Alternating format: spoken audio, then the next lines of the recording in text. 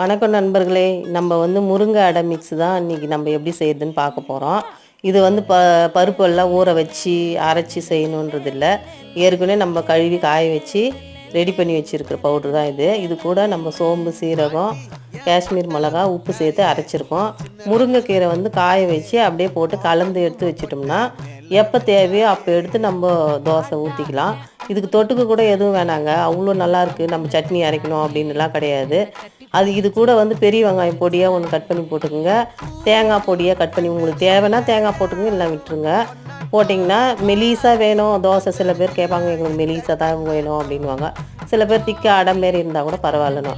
இந்த பவுட்ரு ஏற்கனவே நாங்கள் பேக் பண்ணி கொடுத்துக்கிட்டு இருக்கோம். நீங்களும் இதை ரெடி பண்ணி வச்சுக்கிட்டிங்கன்னா உங்களுக்கு எப்போ தேவையோ அப்போ எடுத்து நம்ம கலந்து வச்சுட்டு ஒரு 10 நிமிஷம் கழிச்சு ஊற்றுனீங்கன்னா ரொம்ப நல்லாயிருக்கு டேஸ்ட். நான் தொட்டுக்கு எதுவுமே செய்யலைங்க, அப்படியே ஊற்றி சாப்பிட்றோம். ரொம்ப நல்லாயிருக்கு. மறக்காமல் நம்ம சேனலுக்கு ஒரு சப்ஸ்கிரைப்